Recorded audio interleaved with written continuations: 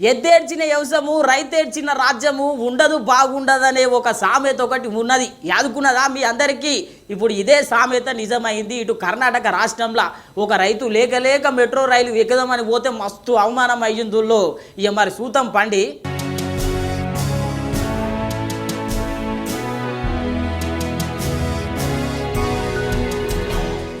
దేశంలో అన్నదాతకు మించిన పెద్ద దాత ఎవరున్నారు అని చెప్పి వాట్సాప్ స్టేటస్లకు ఫ్లెక్సీలకే సరిపోతున్నది. నిజానికి అన్నదాతకు ఏడికోయిన అరిగోసలే ఎవ్వరు కన్నెత్తి చూసింది లేదు, పన్నెత్తి పలకరించింది లేదు. ఇగో ఇప్పుడు కూడా అట్లనే ఉన్నది పరిస్థితి. బెంగళూరు రాజాజీ మెట్రో స్టేషన్లో ఒక రైతు నెత్తి మీద బట్టల సంచి పెట్టుకొని చేతుల టికెట్ పట్టుకొని రైలు ఎక్కుదామని వచ్చిండు. లోపలికి అడుగు పెట్టక ముందే ఎట్లా అడ్డం పడుతున్నారో చూడుండ్రి. ನಾವು ಮೆಟ್ರೋದಲ್ಲಿ ಬಂದಿದ್ದೀವಿ. ಇವ್ರನ್ನ ಮೆಟ್ರೋದೊಳಗೆ ಬಿಡ್ತಿಲ್ಲ, ಯಾಕಂದ್ರೆ ಇವ್ರದ್ದು ಡ್ರೆಸ್ ಗಲೀಜಿದೆ ಅಂತ.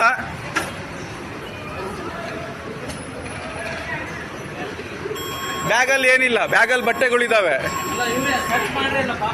ಏನಿಲ್ಲ ಸರ್, ಎಲ್ಲ ಸರ್ಚ್ ಮಾಡಿದ್ದಾರೆ. ಡ್ರೆಸ್ ಗಲೀಜಿಲ್ಲ ಅಂತ ಬಿಡ್ತಿಲ್ಲ ಒಳಗೆ. చూసిరు గదుల్లో గింత అన్యాయం ఉంటుందా? ఏం పాపం చేసిండు చెప్పుండ్రి. ఆ రైతన్న మాజిపోయిన బట్టలు వేసుకుంటే మనుషులు కాదా? లోపలికి రాకుండా గింత పాపానికి కొడిగట్టిండు యోగి సెక్యూరిటీ గార్డు. ಟಿಕೆಟ್ ಇದೆ, ಎಲ್ಲ ಇದೆ ಅವ್ರದ್ದು. ಅವ್ರು ಯಾಕೆ ಒಳಗ್ ಬಿಡಲ್ಲ? ಆತರ ಬೋರ್ಡ್ ಇದಂತೆ, ಗಲೀಜ್ ಗಟ್ಟೆ ಹಾಕೊಂಡಿರಿಗೆ ಬಿಡಲ್ಲ ಅಂತ. ಎಲ್ಲಿ ತೋರ್ಸು ಅಂದೆ ಬೋರ್ಡ್. ದುಡ್ಡಿಲ್ಲ ಹಾಕೊಂಡಿದ್ದಾರೆ ಅವರು. గింత అన్యాయం ఉంటుందా అని చెప్పి ఒక అన్న ఈ వీడియో తీసి సోషల్ మీడియాలో ఇడిచిపెట్టిర్రు. ఈ వీడియో చూసిన వాళ్ళందరూ ఆగ్రహం వ్యక్తం చేస్తున్నారు.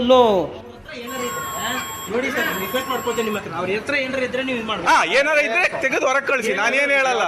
ವಾರ್ನಿಂಗ್ ಮಾಡಿದ್ದಾರೆ ಸರ್. ಆಗಲ್ಲ ಸರ್. ಪಾಪ ಅವರು ಗಲೀಜ್ ಇರ್ಲಿ, ರೈತರವ್ರು ಪಾಪ ಅವ್ರಿಗೆ ಏನು ಗೊತ್ತಾಗತ್ತೆ ಹೇಳಿ. ನೀವು ಗಲೀಜ್ ಆಗ್ತದೆ ನೀವು ಹೇಳಿ, ವಿಚಾರ ಮಾಡಿ. ಹಳ್ಳಿಯವರು ಅವರು ఆ దెబ్బకు మెట్రో స్టేషన్ వాళ్ళు స్పందించి సెక్యూరిటీ గార్డును సల్లగా సస్పెండ్ చేసి ఇంటికి పంపించిర్రు.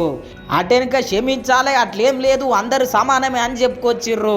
ఎన్ని క్షమాపణలు చెప్తే ఏం లాభం చెప్పుండ్రి. రైతన్న ముఖంలో సంతోషం లేనప్పుడు అంటుర్రు ఈ వీడియో చూసిన వాళ్ళు.